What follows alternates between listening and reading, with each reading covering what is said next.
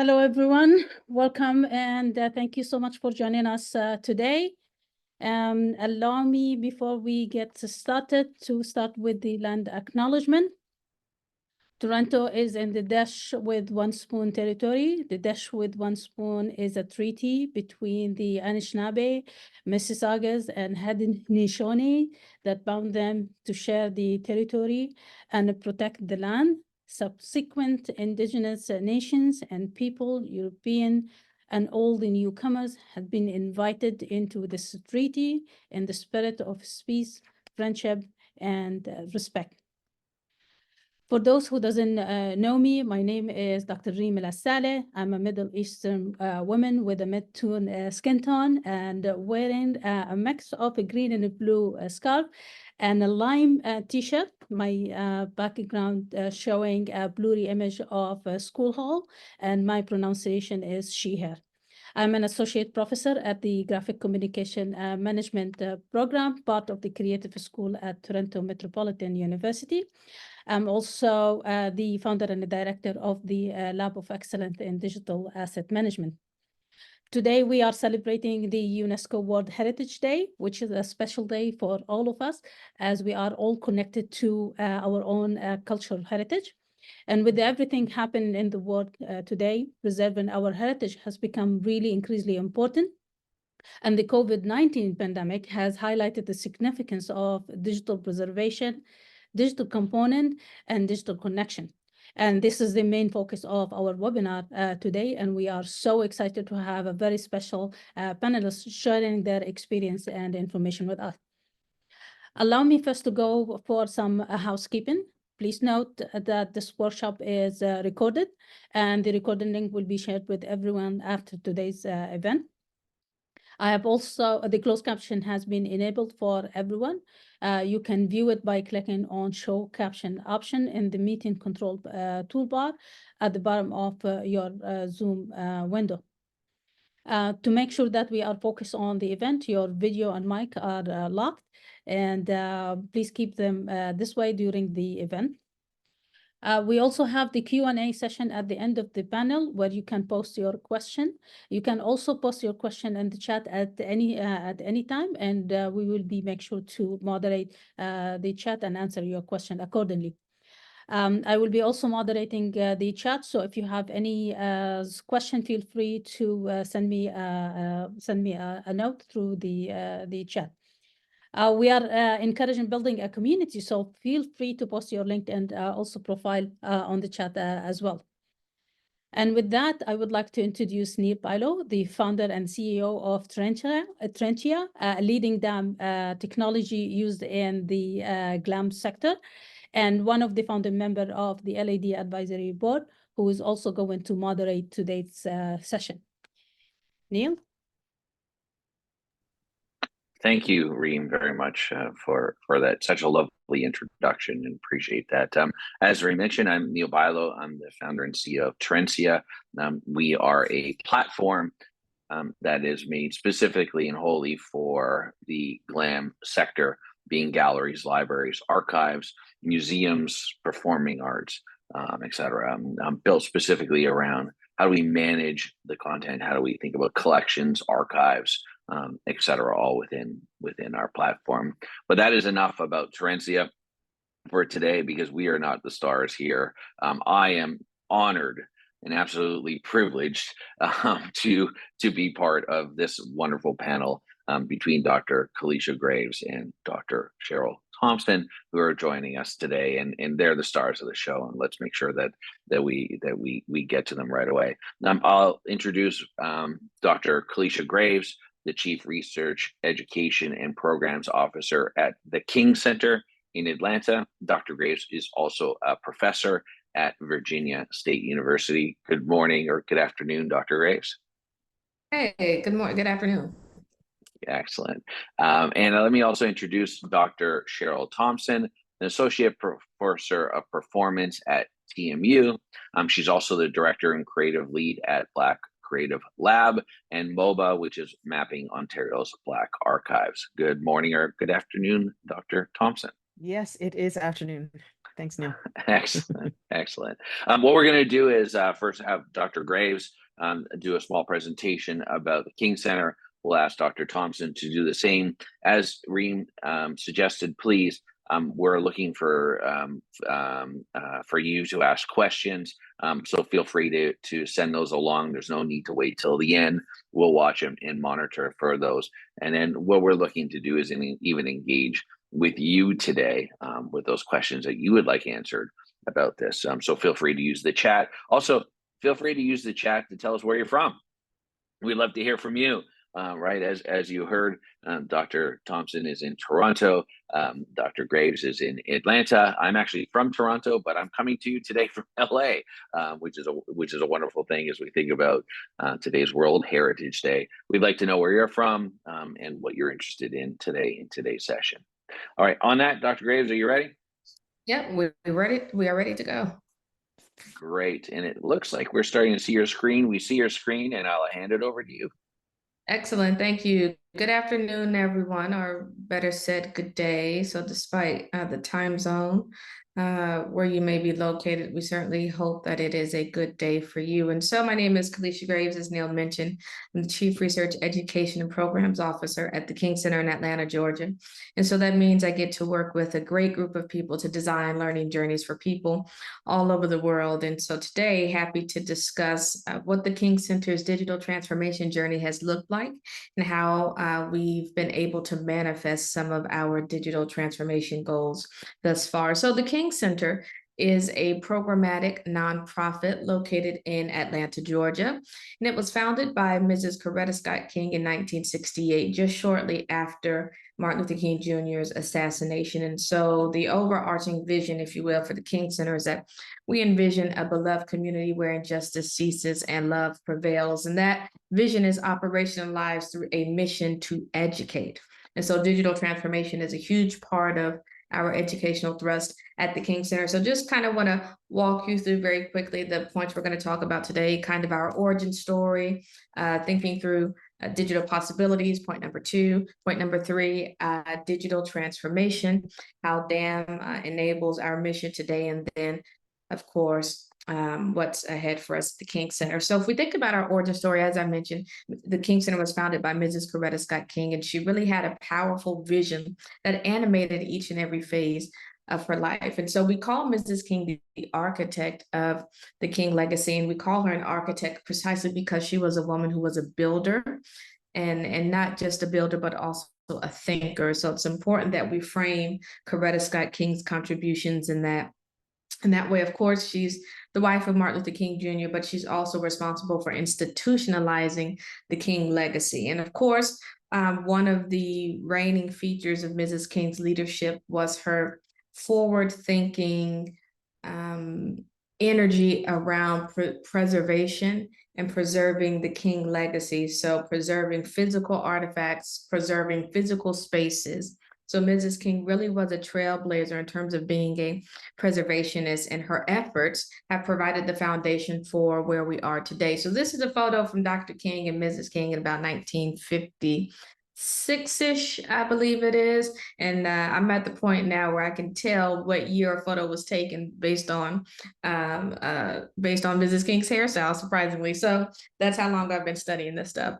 But nevertheless, Mrs. King began this kind of preservationist personal documentation project really in the 1950s, right after the start of the Montgomery bus boycott in 1955, which was Dr. King's first public leadership position in what we know as the modern American civil rights movement. And so she was very intentional then about preserving all of the artifacts and all of the documentary sources of importance to Dr. King's leadership, and that would tell the story of his life. But also just kind of personally, Mrs. King always kept her own documents from her earliest days. I mean, since she was a young person. So you're talking about from, 1930s, 1940s forward through 2006 when she ultimately passed. So she was extremely articulate and very invested in terms of what it meant to be a preservationist. So again, if you look at the timeline of the King Center, again, the King Center, the institution she founded, we have the King Center, which is founded in 1968, but then we have the period before that, this long period of Mrs. King collecting and managing and preserving documents and artifacts associated with her life, her husband's life, and the American Civil Rights Movement. And so that brings us to what in the 60s was called the Library Documentation Project, which was initiated under Mrs. King's leadership, which was around, again, this was a formal effort now to collect the records around the American Civil Rights Movement. And so some of the assets that were collected, primary source assets related to films and books and manuscripts and personal papers, broadslides, newspaper clippings. So those represent some of the asset types, if you will, physical asset types that were of importance to Mrs. King and her colleagues as early documenters, if you will, of the American Civil Rights Movement. And so the impact of all of this collective effort, both through Mrs. King and her colleagues, leaves or enables us today to have an expansive volume of primary source content related to the American Civil Rights Movement and Martin Luther King Jr., both his life and his leadership. And so the question for us now is, how can we harness the collective power of these physical assets and translate those into digital experiences that can reach the world and help us to continue to educate society? So again, as in my role as a Chief Research, Education, and Programs Officer, there are 7 areas under my purview at the King Center. One of those areas is the library and archive. So again, the library and archive, a lot of that the documentary material, right, came through Mrs. King's preservationist efforts. And so we have kind of 5 overarching goals. The goal that's most applicable to this conversation is how we want to innovate for the digital future. And of course, implementing a digital asset management system was critical to being able to do that. Of course, we knew that we wanted to provide these digital experiences. We knew we needed to digitize, but the first question, which we did not understand at the time that we needed to answer, is that these digital artifacts needed a home to live in.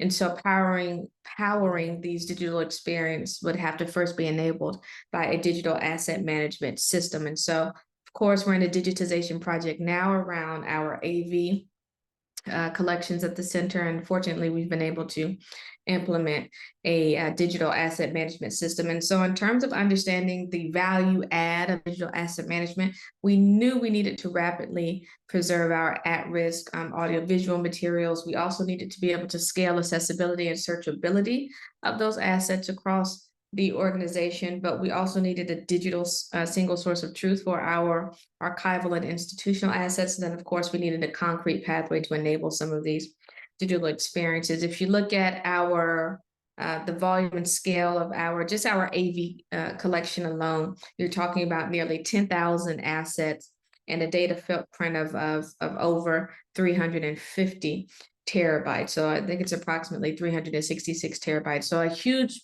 massive volume of data that needed to be stored securely, but also needed to have those features around searchability and accessibility. And doing that just kind of in a regular Google Drive or Dropbox was not the most efficient way to be able to manage those assets. And so this is kind of our digitization journey. Of course, we knew that we needed to migrate and digitize, but implementing a preservation and access workflow, which was enabled through digital asset management, was of paramount importance. And so as we think about our progress toward DAM, we've actually implemented a Azure-based DAM system. And so we have both a digital asset management solution and the collections engagement system, which is the online consumer-facing endpoint for our archives. And so as we look at the value add of DAM for us, of course, we needed to rapidly preserve at-risk audiovisual materials, and DAM enables us a home to be able to preserve those materials. We also needed to scale, accessibility, and searchability. And of course, the dam enables us to do that. We needed a single source of truth for our assets. Of course, the dam enabled us to be able to have that single source of truth. And then we needed a concrete pathway to enable some of these digital experiences. And the dam system really serves as a launching pad for enabling us to be able to launch some of these digital experiences to the world. And so if we think about the output of our initial efforts around digital asset management and bringing some kind of structure to our digital assets and our digital archive, we have here, and you all can use your phones to scan this QR code to access what's called the King Center's timeline, the King Center's digital exhibition. So this is an initial output of our dam implementation and our collections engagement system. And happy to say that we'll be able to begin the process of launching our online archive or our collections engagement system soon. And so that concludes my presentation. I will yield back to Neal. Thank you. Thank you, Dr. Graves. Wow, that's an amazing amount of content that you have. What do you see the growth rate looking like for you over the next couple of years when it comes to the amount of content that you're holding on to? Yeah, I mean, I can only anticipate that we would double or triple, right? Because again, we have the largest repository in the world of content related to Dr. King and the civil rights movement. So there's a phase 2 that we're going to have to do around. We found some additional AV, and this is all of you who are associated with cultural heritage institutions, you know that sometimes artifacts and things can be in different places. And so we've discovered another treasure trove of AV. So we're going to have to do a phase 2 of our digitization project, in fact, but I can only anticipate that we would double and triple over the next few years. Thank you for that. I have to say we are honored and privileged to have the opportunity to work with you and the team at the King Center, Dr. Graves. So thank you very much for that. Why don't we bring in Dr. Thompson to now come in, and we'll ask you to do the exact same. Why don't you give a little bit of a brief on what you're doing and what you've been up to, and then we'll come back together again. You'd think I'd know that I was muted by now. Thank you so much, Neal, for that. And everyone, I don't see, that was an amazing presentation. Thank you so much, Dr. Graves. Where's the Q&A? Let's start putting some questions into the Q&A so that when we end our presentation, we can right away jump into a nice conversation. So thank you so much. I am Dr. Cheryl Thompson, and I'm going to present to you today the project that I've been working on now for the last 3 years, but really I'd like to say my entire life, let's just say that. And what this project really aims to do is map Ontario's Black archives. So, you know, it's quite different than, say, the King Center that is really centered on the life and lives of known particular public figures. What MOBA is doing is trying to find those people. You know, the impetus for this project has always been that Black people have been in Canada, in the province of Ontario, for centuries. And yet when you walk into our archives and institutions, you don't see us there. And it doesn't make sense. And so part of what this project has always said is we are somewhere, and we're probably in the personal collections of people, places, communities, or, and this is what MOBA did initially, we are probably in institutional archives, but maybe no one has actually mapped to know what's actually there. So over the 5 years, so this began in the end of 2021. So we're now in basically year 3 of this 5-year initial phase of the project, where we essentially said, we want to go into the publicly known archives and collections in the province of Ontario. And because this work started in a pandemic, we didn't physically go in. We mapped everything remotely, digitally. And I say that to you because when I started this project, I assumed before COVID that we were going to be traveling to all the archives, right? I thought this was going to be a on the ground, bootstraps. We're going to drive in the car and go to every collection. And then COVID happened. So the project had to completely pivot to a digital project. And I'm bringing that in to say it wasn't the intention, but here we are. And I sort of embraced it. And I realized what an amazing opportunity if we could now turn MOBA into a digital project where we map we can map the archive remotely. We actually don't need to travel because we're not looking necessarily at the institutional space of the archive. We're just looking for the collections. And so working with Dr. Karen Cyrus, who is now an assistant professor at Wilfrid Laurier University, at the time she was the postdoctoral fellow on the project, she mapped about 5,500 records. It turned out to be, I think it was around 94 archives and collections around the province, and we found 5,500 records. I pinched myself because when this was a grant, I thought we were going to find 300. We found 5,500. And so after that, the next phase of this project was, okay, we need to do a survey. We need to actually talk to people who have used these collections.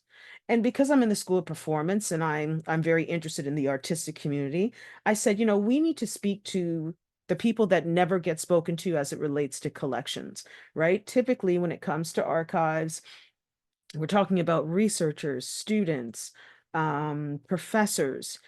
Those tend to be the people that the archive has mapped as using the archive. MOBA has sort of said from the very beginning, but what about the creative community?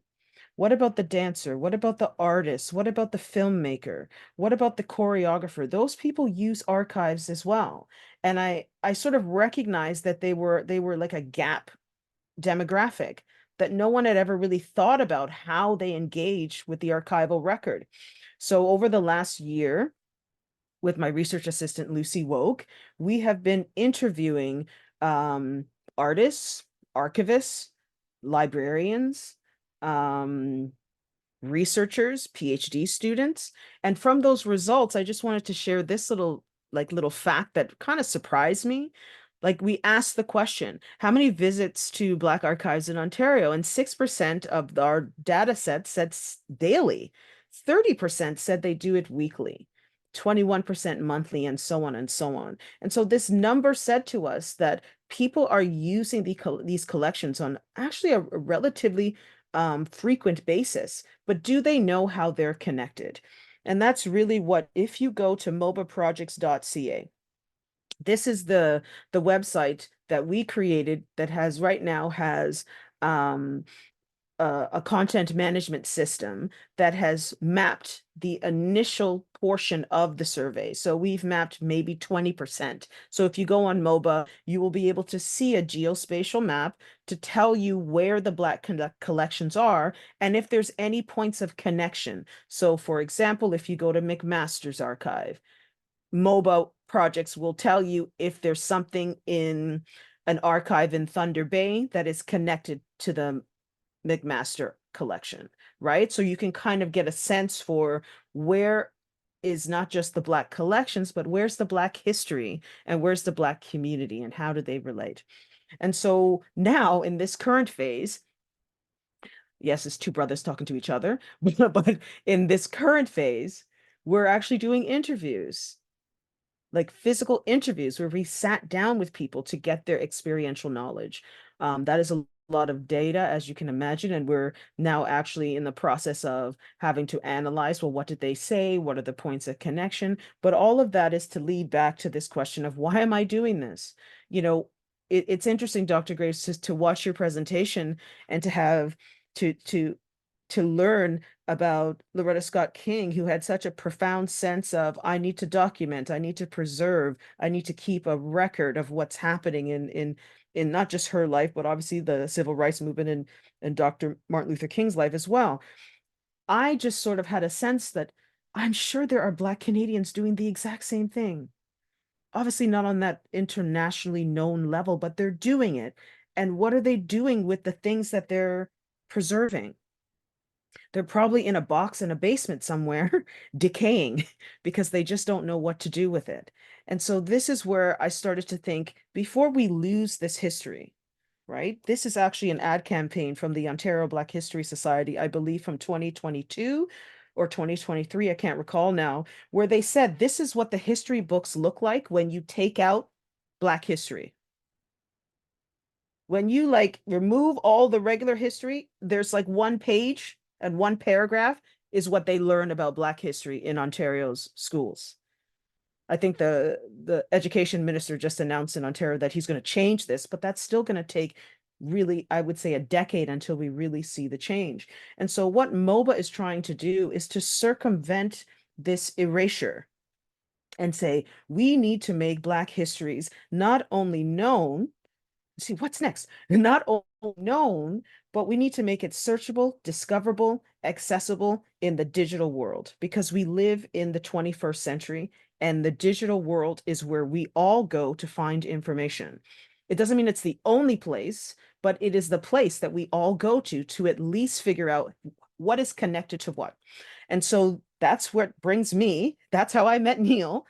That's how Dr. Ream is in this, is that I partnered with these two, with the Lab of Excellence in Digital Asset Management and Terentia, to sort of start the process of imagining MOBA with a dam. Like, what would MOBA be with a dam system? And if we could then create the infrastructure to then make searchable Ontario's Black archives, but encourage the public to see MOBA as a collector of these assets that we would then transform into something that could be searchable through a collection type interface. That's really where MOBA is in this present moment. And I'm just going to wrap up here and say, you know, it's crazy how time flies, because 5 minutes ago we were like, we need to create a spreadsheet. And I never thought MOBA was going to be a digital collection. And 3 years later, I'm like, MOBA has the potential to become a digital archive and to create a collection based that is also direct facing with the public and not housed in an institution. But having said that, we still have the goal in 2025, 26 to have some kind of public exhibition where you can see all the work that we've been doing over the last 5 years and really get a sense for the richness of the stories that have yet to be told about Black people in Ontario. And so here's my lab, here's the project, here's where you can reach me. Thank you so much. I can't wait to have the conversation. Well, thank you, Dr. Thompson. That was a great presentation. And again, once again, just like with the King Center, we're privileged to be able to work with great people like yourself and the things that you're doing. I'm going to ask Dr. Graves a question, but you know, Dr. Thompson, this will be a question for you as well. A lot of content, right? A lot of video, a lot of documents, oral histories, those kind of things. One of the biggest problems, of course, is creating relationships. And I'm curious about, when you think about these archives and these, you said the hidden people of history, about them. What's your goal with getting all of this digitized? And then, you know, what's the next goal that comes from it? So great, we have it. Now, what do we do with it? When you think about it from those perspectives, Dr. Graves? Yeah, absolutely, Neal. So as I mentioned, and as Neal just mentioned, we have a massive amount of content at the King Center physically.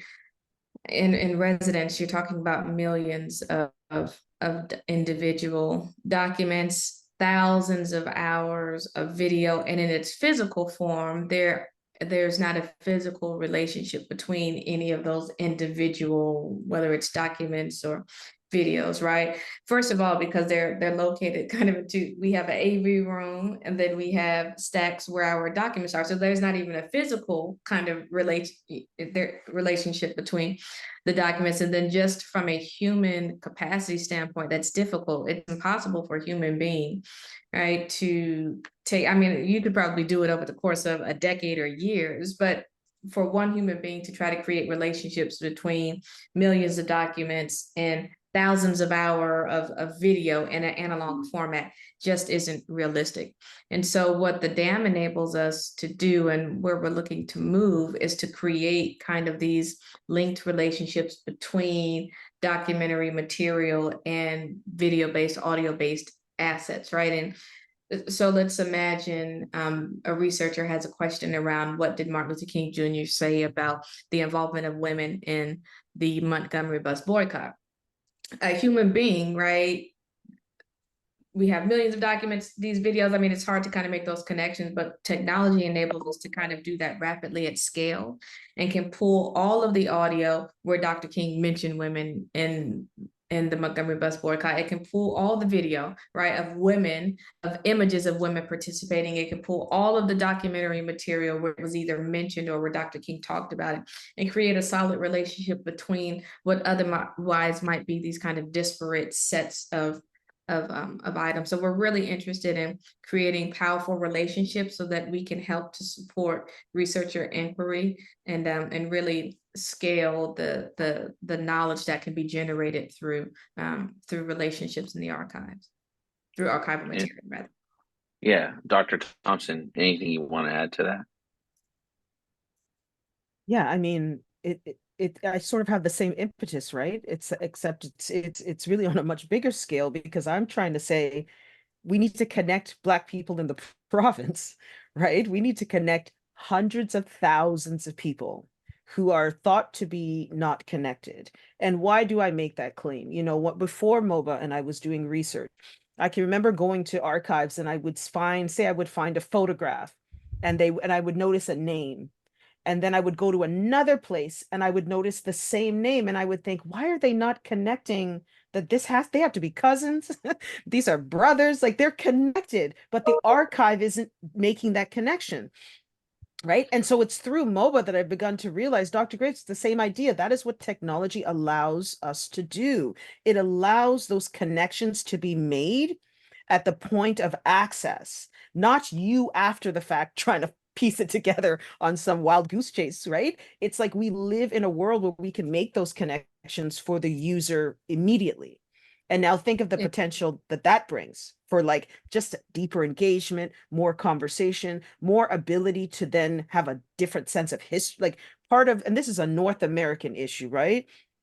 Spatially, Black people are always thought to live in certain spaces, and we don't live in other spaces. But we just know that that's not true. There are Black cowboys, right? The history of the West was built on Black people farming and working in relation with Indigenous people. And this is true in the American West and the Canadian West. Where are those collections? Where are those stories? Where are those archives, right? So it's like the damn technology allows you to just burst those walls up, right? And make those points of connections that in real time we can't always make. Yeah. And And if for I those, could, go ahead, Dr. Grace. I was going to say, if I could add this, in terms of transgressing kind of what we might see as boundaries, even from an internationalist perspective. Dr. Thompson, when you started your presentation, I noticed a photo of Marianne Shadd, and That's then right. also at the end, you have a photo of Paul Laurence Dunbar, both of which both of them are extraordinary figures within African American history. And so imagine capabilities going forward of being able to connect these kind of cross currents between, what we might traditionally see as African American historical figures, but apparently they have some significance within Canadian history as well, right? So I think technology really enables us to be able to amplify stories and create these powerful connections. Yeah, thank you these so are much for just quickly. Thank you for noticing that, because that was intentional. Because they do, those two figures have Canadian connections, right? And they were instrumental at a certain moment in time in the Black Canadian narrative as it was taking shape. Yet, how would you know that if you just saw the photograph? You would have no way of knowing that, right?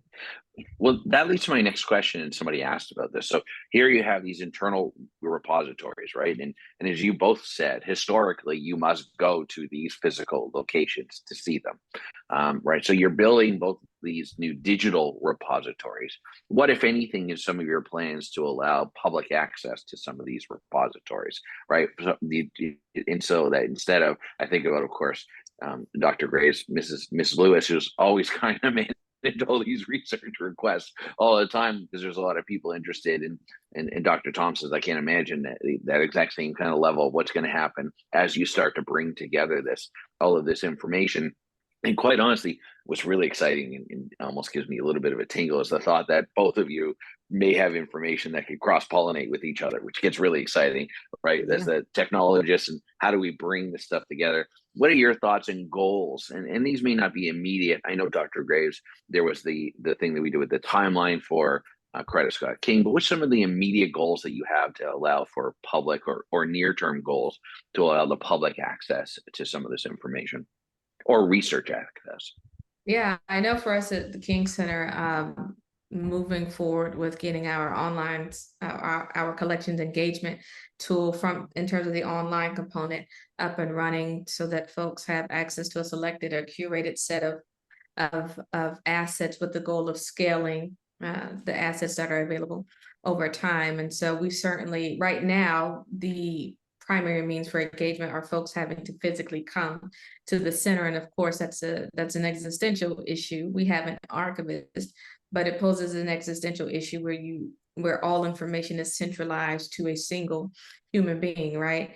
And so part of how we're trying to move forward is to kind of break that kind of or move beyond that existential risk and have more self-directed kind of research inquiry so that, and as Dr. Thompson knows, whenever you have to respond to a research inquiry, it can take you all day, several days, right, to find an answer. And just from a human capacity standpoint, from a business standpoint, it's just not conducive to tie up a team all day or, for a whole week or 2 weeks to answer one person's request. And of course, our patron, you have Martin Luther King Jr., who is beloved around the world. So at any given time, there was always somebody in the world who's thinking about Martin Luther King Jr., who wants to do a project on Martin Luther King Jr. So you can imagine the volume of inquiries that we get on a daily basis, on a weekly basis, that we don't even always have capacity to respond to immediately just because of the sheer volume. So we're really interested, and certainly one of my priorities, to ensure that we can get this collection engagement at least functional so that we can start to reduce some of the load on our team. Mm-hmm. And not that it would have for physical research, but at least help to ameliorate the process. Mm-hmm. No, I mean, on my end, I think it's a different kind of challenge because, historically, well, it's two things. Historically, people have been not told, but sort of encouraged, if you lived in a community for how many decades, you should donate whatever you have to your local library, or maybe a larger archive. You should, so that it will live on, kind of thing. And they have the capacity to preserve it and to hopefully make it accessible, right? Depending on the arrangement. Well, historically, a lot of Black people have also been like, I don't trust the institution, just flat out. Okay. I don't trust that these people care. I think it's extractive. But even though there's attempts that have been made, obviously, over the last decade to change that. And in some ways it's worked, but there's still this mistrust of like, how's it going to be used and what's in it for me? That's where I see MOBA intervening, because we're not trying to house physical documents for anyone. Like, we recognize that that's just it's not within the purview of what we can actually do. But what we can do is take the things you want to donate for a temporary time, we safekeep, we digitize everything, including eventually the capacity will not just be for documents and images, but also videos and physical objects, whatever it is. We will create the digital assets for you, put them into the system for you that we have, and then in tandem with you, create the stories that you want to be told about them. So, which is something an institution really is not going to do, right? Because we're not going to be bound by that. We really want to make this, we see it more as an archival heritage site, not an archive. Which is a totally different way to think about digital assets as it relates to archiving. And why am I taking that stance? Because I sort of have an awareness, having older parents who are now, my parents are the silent generation that nobody talks about, right? They're getting old, and there are a lot of people getting old just like them, right? And they don't really know this digital world, but they have so many stories. If you sit an elder down and just ask them about 1963, they're going to go through and tell you something that's not in the news, that's not in a magazine, that's not in a book. And you're like, how do I capture that? So that's partly what I see the DAM and the digital space for MOBA really tying into the theme of this whole entire talk of like, how do we preserve heritage that I would consider to be almost the undocumented heritage that we know exists because it's in our communities and it's in the people that we know and meet. How do we make that part of the record? Because historically, that's not been part of the record, right? Historically, it's just been official things, something that's published by a legitimate press, something that is produced content, film, television. But what about all those other stories that relate to maybe some really small community in the middle of Nowheresville that might have had a lot of rich things that happened, right? But they've been lost by history. Well, and it's interesting as you say that on today, World Heritage Day, and also I believe it's International Sites and Monuments Day, right? So generally reserved for physical. But I look forward to the day where we recognize actually digital monuments, if you will, and digital Yeah. sites that are doing the exact same thing, because that is that future. And what you talked about there about talking with people there was a question earlier. I think it's a good one for both of you, which is how do you go about thinking about recruiting people for interviews and today, right? There's so many voices, and it's difficult because we can't capture them all, right? Is there ways or techniques or things that you're thinking about in terms of how do we get those voices all heard or bring them in? And with limitations, we do have limited budgets, we do have limited times. When you think about trying to recruit those oral histories, how are you approaching that? And maybe starting with yourself, Dr. Thompson. I mean, I gotta just put it out there. I've just been really lucky that people reach out to me. A lot of people reach out to me, and then I build that relationship over time. So, in the work that we're doing to build the prototype dam for MOBA, there's one collection. I'm not going to say who it is, but it's an individual who is kind of a big deal in the Canadian dance world. That was literally because someone connected to him reached out in 2022, and I just worked on that relationship, like authentically touching base. We met, I asked what they were working on, they told me who they were working with. And so much of this for me is about trust. It's like they have to trust that I'm authentic, I care. This isn't just that I want to extract your information and make a name for myself. I actually want you to feel that now you have a place to go to find out things about the person that you connected me to that maybe you might not even know, because again, the digital technology can make connections, right? And present things in a way that is just so different than if you just have a static photo album that you're looking at. So it's relationships, it's trust, and then it's also being not having the confidence to put out a call. Sometimes you just got to put out a public call and say, hey, we're looking to talk to people. Are you interested? And, it still surprises me how many people are interested. And but at the same time, they're interested but cautious because they come with questions.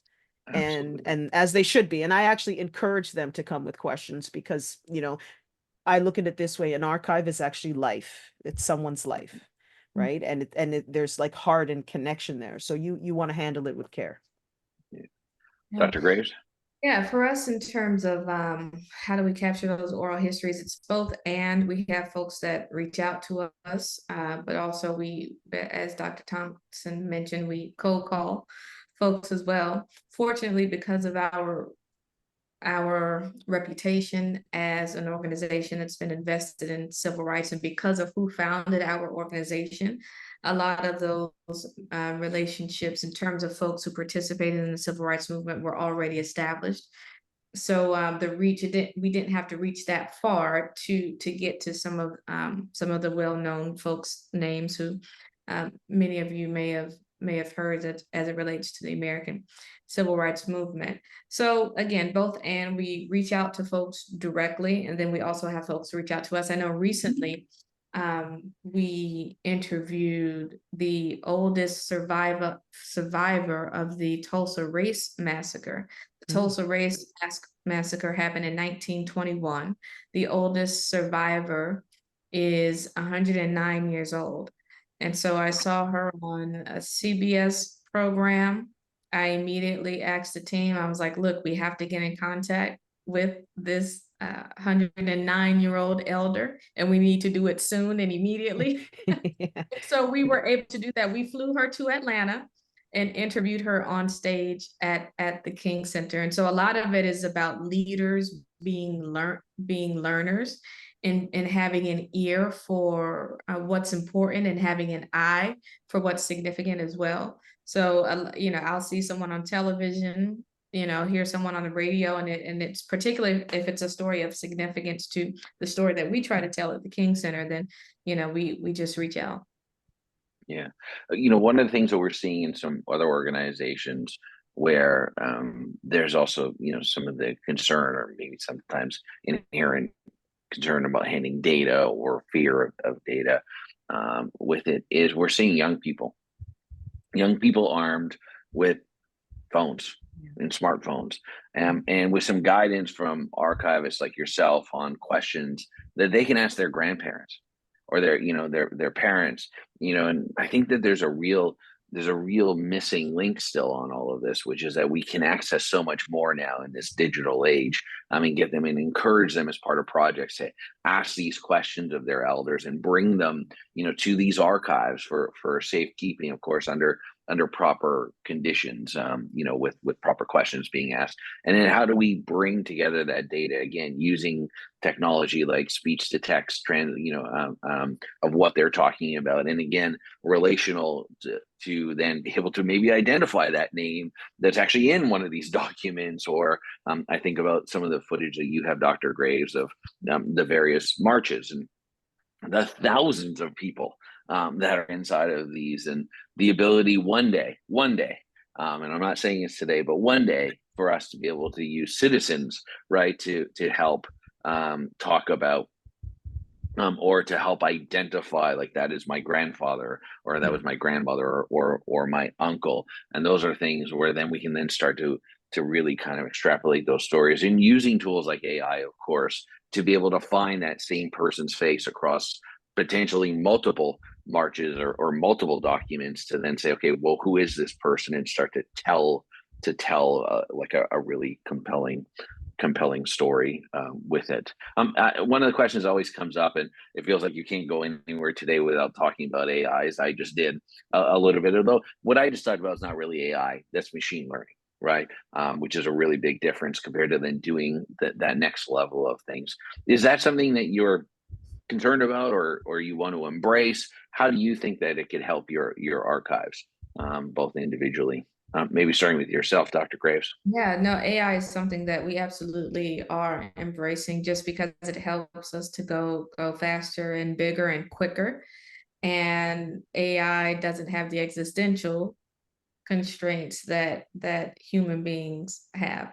And so we're certainly on our end wanting to embrace AI to help us, going back to your question earlier around how do we bring together some of these relationships? How do you ask new questions of old data, if you will? Yeah. Right. And so we're really excited around how AI can help us amplify the impact of our digital assets, and help us scale the kind of information that can be generated through. I think, the terrain is still open around how AI precisely will amplify the archival world broadly, but certainly at the King Center, we're interested in understanding how it can help us, even from a metadata perspective, right? Help us amplify the impact of our archives. And even when you mentioned like identifying folks in archival assets, one of the things at the King Center that we have the benefit of physical real human beings who knew Martin Luther King Jr. and Coretta Scott King, who can help identify, but as you mentioned with the machine learning, et cetera, able to scale that and do that faster, right? Because of course, when you have human beings, there's always the existential factor.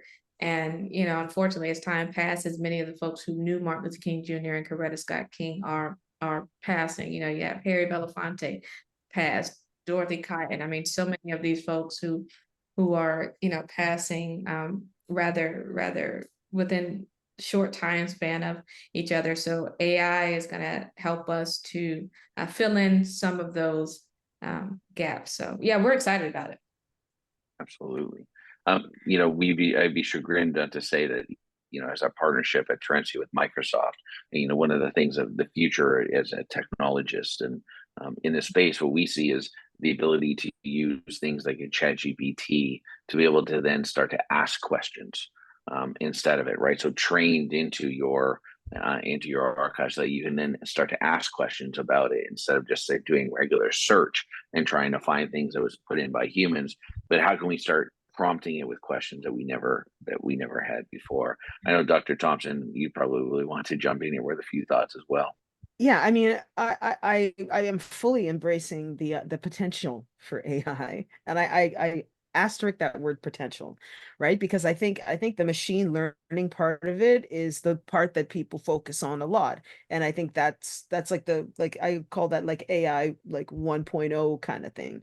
It's really when it gets into what you're really talking about is like facial recognition or like object recognition, right? And as we know, the tech space has historically been anti-Black as it relates to facial recognition and object recognition. Like the machine just doesn't see us. It doesn't read our faces right. It doesn't, right? I think to myself, how many times I go into that bathroom in the US, right? Put your hand under that sensor and it's like, what, like, why can't it, what's going on? And then my white friend rolls up and it's like, oh, easy for her. And it's a challenge for me.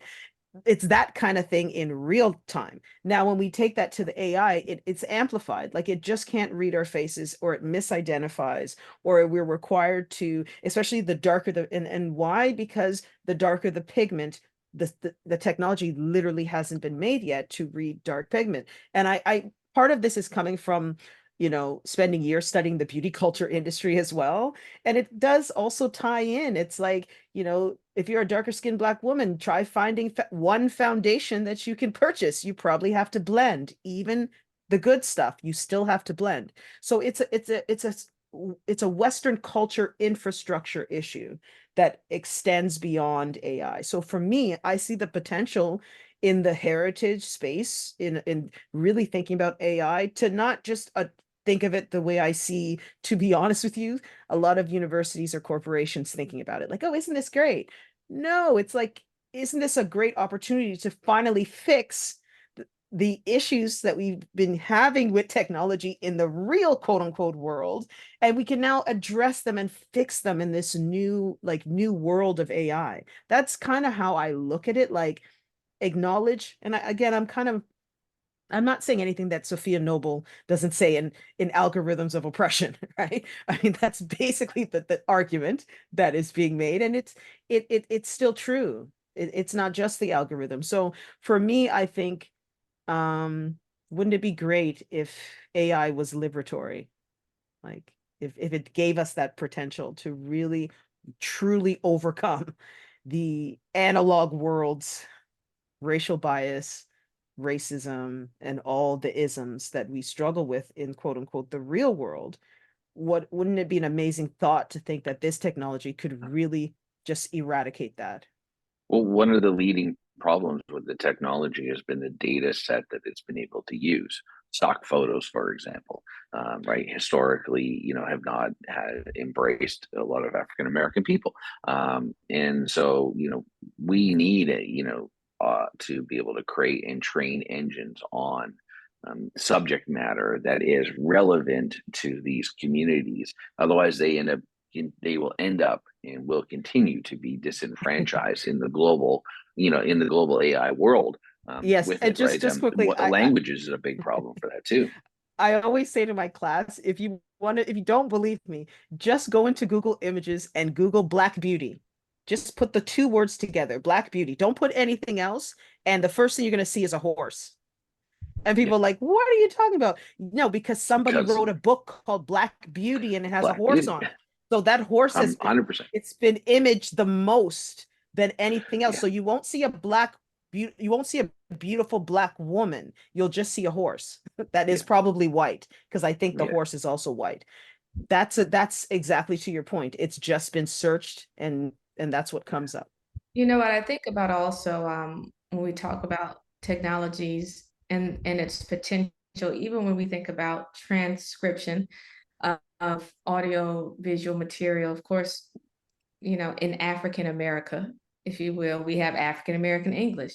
We have Ebonics, which it's E plus phonics, if you will.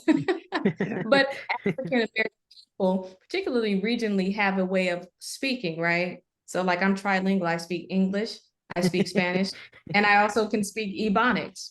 But it's interesting when you look at transcriptions, even on television, of African American English, a lot of the spelling is wrong. They can't really interpret, like, what is it? So what would it mean to, even from a language standpoint, to train some of these models on the different dialects and ways of speaking? I think about, like, Dr. Thompson, you mentioned some of the elders that you interviewed. The elders in my family who are in their 80s and 90s have a very regional Southern way of speaking. And if you use a regular transcription software, it can't pick it up, because it's like, what are they saying? It's almost like it's a different language. So it would be interesting around how do we train these models in a culturally responsive way? So when it comes to African American English or Mexican American English, right? Part of my family's in New York, they speak Spanglish. Spanglish is a thing, right? So yeah, exactly. But No, it's like, how do you this to train these models to pick up on those nuances? No, I mean, what you're saying is absolutely true. So in at least in Ontario, especially in the GTHA, which is the Greater Toronto Hamilton region, you have a lot of Caribbean people, okay?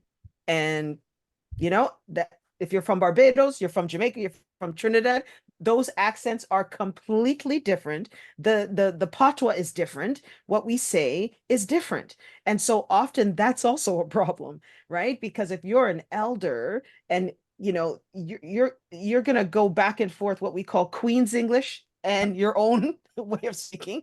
And again, is it going to read that? Is it going to be able to understand that, what they call the quote unquote code switching? And often the machine is not built to do that. Code switch.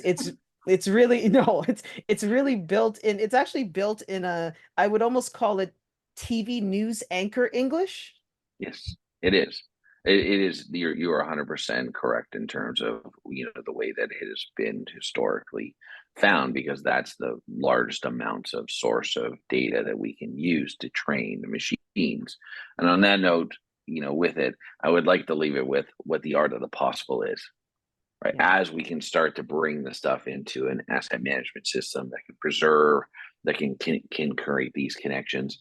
How do we then utilize these as the new founding principles or the foundations of AI models that can actually be inclusive, right? That can do these. And I just want to thank you so much, Reem and Dr. Thompson and Dr. Graves, for taking the time with us today on this World Heritage Day, right? As we start to think about these specific communities and our goals collectively and what we're looking to achieve. I would also be chagrined, because you brought up Black Beauty, Dr. Thompson. I would be chagrined not to mention the Black Beauty Archives, which should be one of the top results yes. of that.